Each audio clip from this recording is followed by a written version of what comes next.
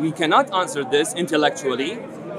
That's why we cannot use our mind to understand the truth.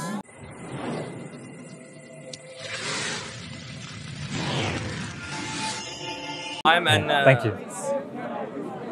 ex-Muslim. I converted. What's your name? My name is Abdul Qadir. Nice to meet you. Abdul Qadir, nice to meet you.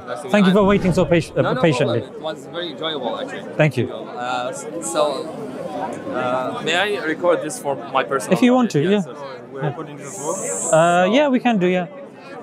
I'll just clip this hair. Oh, okay. Yeah. Oh, thank you. Okay.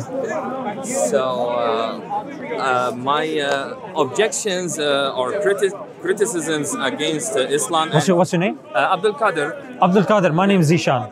Hisham. Zishan. Zishan. Nice to meet you. Nice to meet you too. Nice to meet you. So, Abdul Qadir, just out of interest. Yes. You used to be Sunni Muslim, Shia Muslim? Sunni. Yes. Sunni. What was the reason you left? So, the reason is not about Sharia and these things. The reason is philosophical. I have always been interested to understand the nature of religion, what religion means. Okay. So, and my basic question was. So I converted to Hinduism, and in Hinduism, Are you Hindu now as well? Yes. So in Hinduism, the basic question is, okay, you all religions talk about God, and God created us, created this. What is this that He created? Before you talk about God, what is it that He created? What is existence? Okay. Before we talk that there is a God, we should first know what existence is, right? And after it, we can decide and conclude whether there is a creator of it or not. So you believe you got the answer for that, yeah? From Hinduism. I have asked many Muslims, many Christians, and Abrahamic religious people, Yeah. and they all say that we don't know what existence is, or it's self-evident, Yeah. okay, or something like this. They don't have a clear vision about existence, this word, this concept, this thing, existence. What is it? We say God exists. Okay, exists, but you don't know what existence is. So how do you say God exists while you don't know what existence is? This exists because I touch it, because I see it, I smell it, I hear it. But God exists in a totally different sense, right? So you must have a general definition or a general understanding of what existence is before you say God exists and God created existence. So So in Hinduism they answer that? So in Hinduism, they agree with other religions that we cannot answer this intellectually. That's why we cannot use our mind to understand the truth of existence, and therefore we cannot use our minds to understand the truth of religion. So first, the truth. Do they believe there's no God, or they believe in a God? They don't believe, they see. They encourage or they teach that you should see what existence is, because mind doesn't help us What about to God? understand. Do they believe God? Not believe. They don't like the word believe. They like the word see God. Okay, do they see God? They see God, but if I tell it to you, that's nothing. That's meaningless. You should see it for yourself. And when they say see God, is God Brahma or? Yes, they have many names and many details. Do you believe in Brahma? Yes, Brahman is existence. You've seen Brahma, yeah? I haven't. You don't believe in Brahma, then? I don't believe. I'm on a spiritual way. Like Okay. Once you start understanding intellectually, you start an intellectual, spiritual way, sadhana. They call it sadhana, spiritual way. What did they call it? Sadhana. Sadhana Oh, sadhana. means spiritual way. Sadhana or Sanatana? Not Sanatana. No, Sanatana is the name of Hindu religion. It's different, but sadhana means the way you start moving spiritually in your life to go beyond this mind that is blocking us from understanding what existence is. Okay. Okay, so we say that going beyond mind involves rituals, worship. It can involve 1,001 things. You do rituals as well? I haven't started yet, but I'm still learning. Okay. You do Murti Puja? Murti Puja? No. I'm following Advaita Vedanta doctrine, which focuses on philosophy. Okay. Focuses on philosophy. So there are many pathways. There are many ways in Hinduism, including Islam. Even Islam is considered as a way to God, a legitimate way to God. Idol worship. Idol worship. Islam. No, I'm talking about Murti Puja, isn't it? And I assumed you said that Murti Puja is something that takes you to God in Islam as well. Oh, no. Okay. I mean, even Islam, even Christianity are considered in Hinduism, within Hinduism, as one of the paths to God. Right. So, but they are paths beyond mind. They are not intellectual. They are not concluded by logic. So if it's not by logic, you're saying, am I correct to assume that you mean by experience? It is through your experience that you see God? Yes, by experience and something deeper than experience, which is the annihilation of the ego. Actually, the sadhana, the spiritual way, is a process, a long process, a lifelong process of annihilating the ego. The ego involves the mind, the character, the identity that is given to us by society. All of this is blocking us from knowing what existence is. So my question is, in Islam, isn't it a legitimate question to ask what existence is before we decide whether there is a God or not? You can ask any question you want.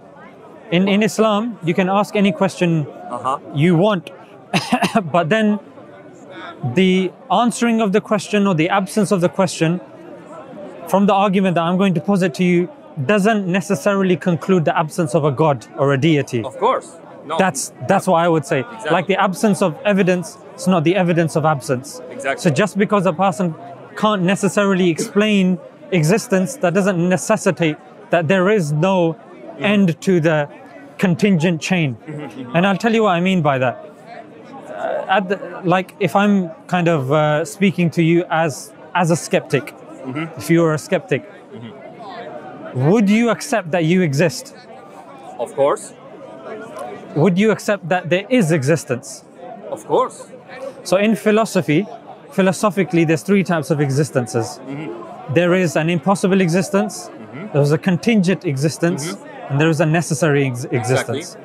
We are contingent existences. So we rely on something else. Yes. That relies on something else, that relies on something else, and it goes on. Now here's the question that I posit. Can you have an infinite regress of dependent things? Both are impossible. Infinite and finite regress. Both have contain logical fallacy. If you say infinite regress, that's impossible. Yeah. There must be a finite final cause, right? Yeah. But if you accept the final cause, you are breaking the other law of cause, the law of cause and effect, right? But this isn't the argument of causation. This is the argument of contingency, where we're just talking about existences. This transcends cause and effect, because cause and effect is something that's questioned even in science as well. That it's again taken on face value. It's kind of seen to be an axiom of things. However, contingency, when we rely on something that relies on something that relies on something, like you said, it would be an absurdity to assume that it goes on. The only, if it's not existent, if it's not contingent, if it's not impossible, the only other thing at the end of the chain has to be a necessary existence. Yes. Logically, rationally, the inference to the best explanation tells us there has to be a necessary existence. But the necessary existence contradicts with the logical law of cause and effect, right? But that's why I'm saying, even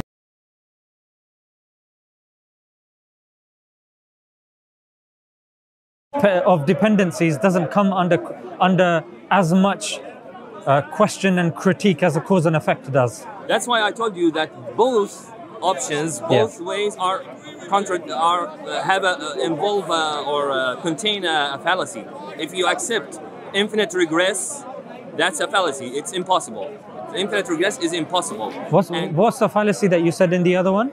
And the other that there's a necessary existence. It will demolish, or it will contradict with cause and effect, because this necessary existence will not have a cause. When you say it's fallacious, are you referring to modal logic? Mm-hmm. Because in modal logic, it's not fallacious. Why? Because in modal logic, you've got contingent, you've got necessary, and you've got impossible existence. In modal logic, it'll be if P, then Q, P, therefore Q. It falls well within that pattern. And you've got the three types of existences, which again are in modal logic. Then when you look, of course, in philosophy as well, you've got the likes of Aristotle, Leibniz, and Avicenna and the likes. So this hasn't come into, there's never been an issue when it comes to the logical and the reasonable nature that there is a necessary being. It's the first time I'm actually coming across it. The issue has only been that, you can have an infinite regress. Mm-hmm. That's the only kind of alternative to that. To say that that's fallacious, I'd want to know how that's fallacious. Just because at the beginning you say, like we say, there must be a cause for every effect, right? No, that's not right. Cause and effect is a different argument. That's the argument from causation. I'm talking about the argument of contingency. That's something different. That's to do with modal logic. Okay, but the necessary existence. Yeah, you're talking about the prime mover. That's the Aristotelian argument. That's to do with the prime mover. Exactly. I'm not talking about that. This is different. Mm-hmm. This is to do with dependencies and modal logic. Because I already knew that certain people can have issues with that. Some people don't even believe in the Big Bang Theory. Mm-hmm. They wouldn't even believe that the universe came into being. So I undercut all of that. Because we're not physicists. We should. I mean, what's the point of us going into that? But, so yeah, go ahead. Sorry, let's come back to my basic question. I'll give you an example. Yeah. Because we sometimes understand things through examples. If I was to throw something over there, and I had to ask permission from him, he had to ask permission from him, he had to ask permission from him, and it went on for infinity, the permission, I wouldn't ever get to throw the ball. Mm-hmm. There has to be an end, somebody to say yes, then it comes back, yes. Then I throw it. Okay. So the mere fact that we exist means that there is an end to that chain. Otherwise, being contingent beings, we wouldn't exist. So our very nature relies on this predication that there is a necessary being. Go ahead. But you are talking to someone who is a theist. I'm a Hindu. I am not an atheist. So I believe in God anyway. But we have a different, totally different approach. What the approach is, we don't know what existence is. And I'm asking you, according to Islam, according to Prophet Muhammad, did Prophet Muhammad say what existence is before he tells you that God exists, that there is a creator who gave existence? What is existence? So when you talk about existence, what do you mean? Like, what is existence? Because I can tell you existence is being conscious and living. Existence could be, like Descartes said, I think, thinking. I think, therefore I am. Mm-hmm. Then Wittgenstein will say language. So there's different kind of, let me just plug that on here. So that's why I'm saying that, look, when it comes to existence, that there's various answers of existence, and very nice, and there's different kind of ways people will kind of unpack that and approach that. However, the point still stands. There's something even basic to existence, which is the necessary being or the necessary existence. That's something that all existence that we see and understand around us relies upon. This oneness, this necessary being who's independent, who's eternal, who has will, who has power, immeasurable power, who's intelligent. So that's what we're saying, that look, these questions are fantastic. And there's some questions that if a tree falls over and there's no one here to hear it, does it make a sound? Now that's fantastic.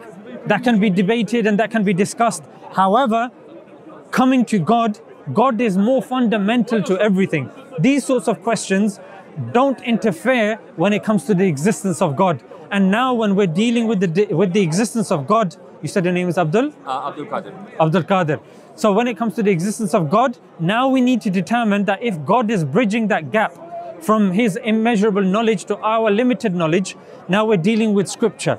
How do we determine which scripture came from this necessary being? Number one. Number two, the rishis or the prophets. How do we look at the criteria about which of them came from God and which teachings we can kind of go to that will be incorruptible? That's why something that's fundamental to everything. Like, I agree with what you said, because when you were talking about the ego presupposes a being presupposes existence, and again we're in a loop again. When you said, look, that the ego is something that's the most fundamental, I'm saying the most fundamental of the fundamental is a necessary being upon which any idea or any conception relies upon. That is the necessary being which logic has no issue with, the philosophers have no issues with, all the dharms, the Sanatan dharm, Christianity, Judaism, Sikhism, Islam, they have no issue with.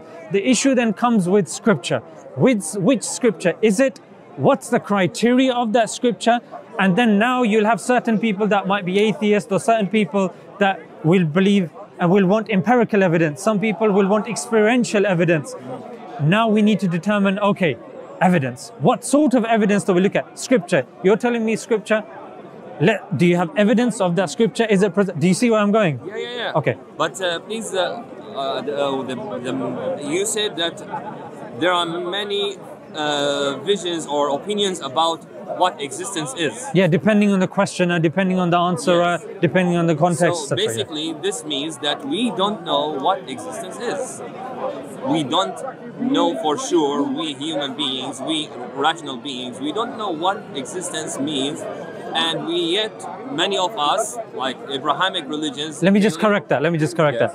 Because like I said, as believers, we believe that the primary existence is the necessary being upon everything depends.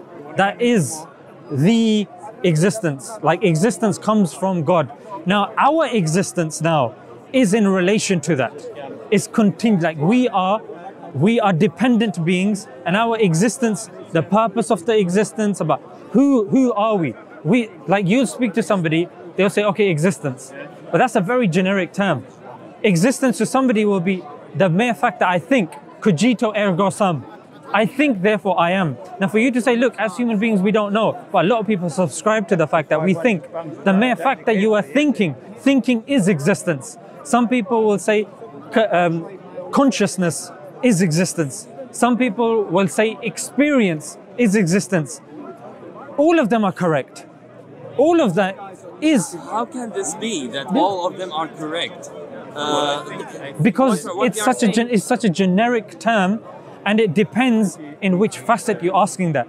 If for example, I say from numbers between 1 and 10, add that to numbers between 90 and 100. Mm-hmm. Now, because I'm leaving a big barrier to entry from 1 to 10, and then from 90 to 100, I'm going to get various answers. Exactly. However, if I say 1 plus 1, so if you say, what is existence to you? What is existence to Islam? What is existence to so-and-so? Okay. What is existence to this?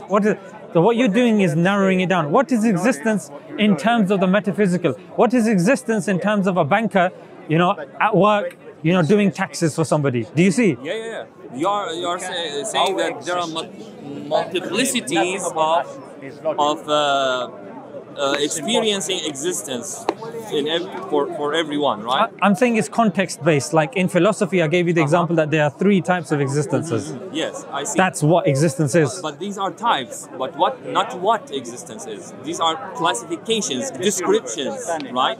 Yeah. But it's not the definition of what it is. First, we define it, then we classify it, we give it some descriptions. Description is not defining, right? So I'll tell you. Philosophically, I exist, you exist, and God exists. Yeah. God exists. In what sense? Okay. Do we have the same type or kind of existence? What do you want defined? Necessary existence or contingent existence? Existence as such first. Necessary, yeah? Existence as such must be defined first. Then we talk about types of existence. We can define types of existence. Necessary is a type of existence. contingent existence is a type of existence. But what in the first place is existence, that is the main question. I don't think that's the main question. Because if you say God exists and we don't know what existence is, what so Is there? Huh? Is there? Yeah. Is there? It means exists, right? God. No, exists. is there? Not exist. God is there. Okay, so you're replacing the word exists by the word is, and this No, with doesn't there, change. there.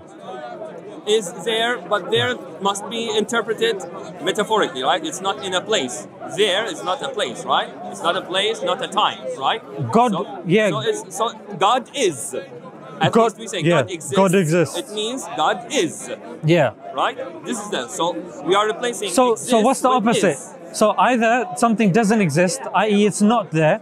Yes, something is, something is not. Yeah, Right? yeah. There cannot even be types of existence. So if actually, they actually can. there cannot, because if you say contingent existence, Okay, let me give you an example. So when I asked you initially, do you believe you exist?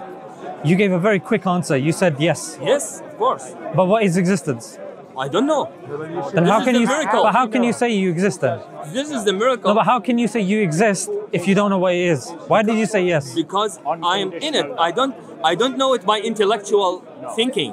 No, I know it. No, I but know you, that I according to your exist. standard, if you can't define it, then This is we the need to mistake go. of Descartes. Descartes didn't realize that we know that we exist not by thinking. How can you say that I conclude that I exist? Descartes had many other fundamental problems. Existence. That wasn't the only precedes, problem. As the existentialists say, existence precedes. No, thinking. no, but coming back to this point, Abdul Qadir, when I said, do you exist? You I said, know it not by thinking. I but- know it Okay, then by, why is it then? by being it. But what is it? It's self-evidenced. Okay, there you go then, isn't it? Existence is self-evident, but we don't know it by But you our can't minds. define it though.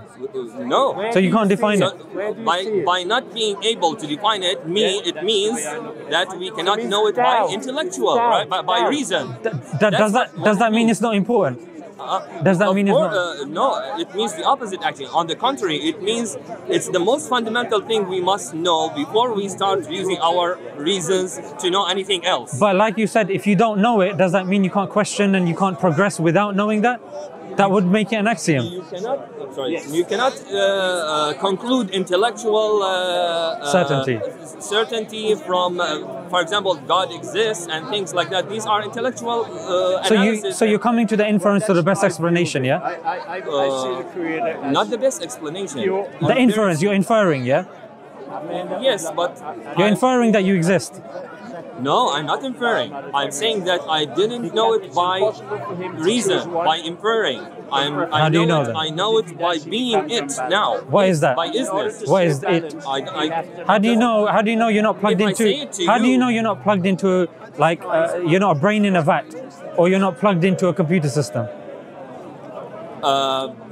This is something I cannot say that I know for sure. It's So you could be in a machine. yes. This could all be like a simulation. Yes, of course.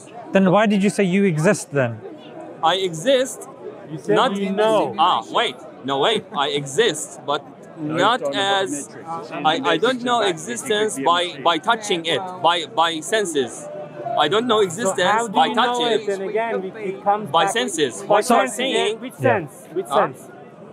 by existing, I know existence by existing, not by senses. Listen, Yeah, but- you but- saying what you saying but you the ex- know. Pardon? You know, knowing. Yes. Do you know what knowing is? Knowing Yes. is knowing is existence experience. is self-evident. Okay. It's not knowing Feeling, by yeah, something. feeling. So- Feeling. I know it by it. So you're saying you You can't. understand? I know No. it by it. Knowing existence is by existence. So you itself. accept self-evident things, and you can still progress. And you know it by it. Self-evident things What is are it? known Which by feeling, them, sir? Which by feeling? it. But what's it though? That's why they are self-evident. Yeah. Because Well, I would you argue. know them by them. But I would argue existence Which sense? would be self-evident. But you had an issue with that at the beginning, and when I asked you that same question, do you exist? You immediately said yes, you exist, and then you said, well, I know it from my experience. But for From the my experience. yeah, I you didn't say it from my experience. Okay. I said by existing. I said by existing. Or is that not experience? I know that I exist by existing, But you not ju- by thinking. No, but that's you can't define By something by touching. using the same word. it's not You that I say in what's sense, existent. Of course. I said what's existence. You said I know existence by existing. So if I was That's to the only possible so way, if I asked you what's floccinaucell amplification, you say oh it's when I do floccinaucell amplification. That's not you defining it. You shouldn't be using the word in the definition of that word. I said in the beginning we cannot define existence. But then why were you so quick to say? How do you then define existence? No definition. Well, what we're saying is it's an axiom, isn't it? But he's saying without like you shouldn't necessarily progress the conversation. If it's an axiom, we have to first get rid of this notion about what actually existence Are you a is. scientist? Sorry? Are you a scientist? No. Have you studied science? Yes. And philosophy as well. You study science, you study philosophy. Yes. Tell And me- religion. And religion. Yes. So you're well versed in everything. Well, not everything. But So I had a conversation with you last time. You were very well versed, and we had a nice conversation. Well, I have to tell you, I left school at 13 years of age. Oh yeah, you told me. And I Yeah. spent 61 years in gambling clubs, so I don't have an education. 61 years. Yes, I don't have an education. Did you at least win something in those 61 years? Pardon? Did you at least win? No, but I'm just saying. Okay. The way, having a discussion like this, we are conditioned to be logical. There is nothing about us or creation that is logical. Absolutely nothing. Doesn't matter what the physics says, and it doesn't matter what science says. Because science, if they go on for another billion years, they will never be able to explain consciousness. And that's a fact. How do you know though? Because I know. Because That's, I know. that's not Well, sufficient. let me put it. Science Yeah. has been around for about 300 years now. No, but consciousness is something And right it's a now- new thing that they're venturing How into. can you say it's a new thing?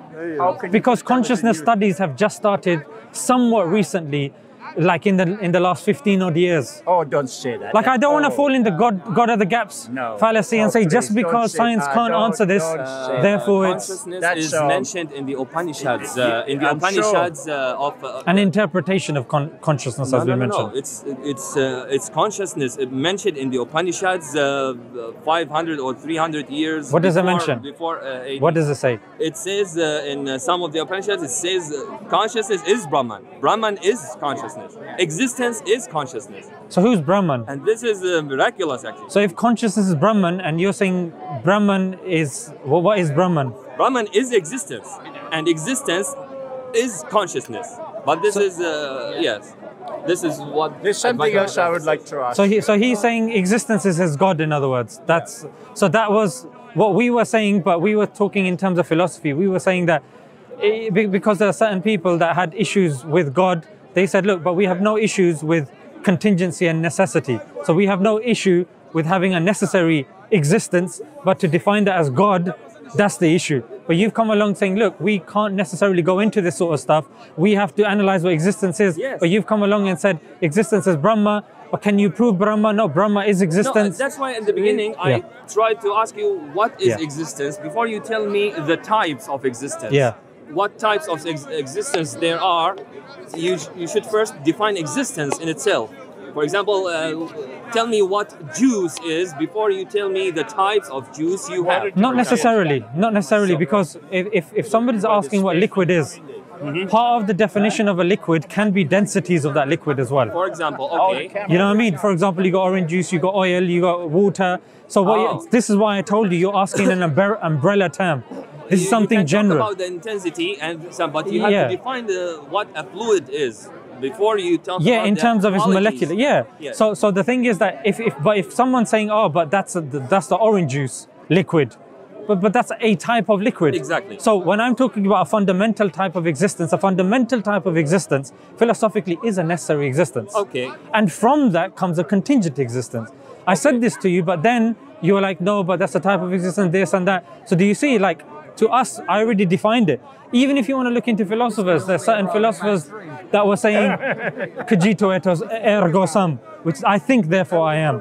Thinking, that's a type of, like, that is his form of existence and For example, the like. Yeah. let me tell you. Sorry. A form of Into the existence, abyss. that's the way they interpret it. Yeah, exactly.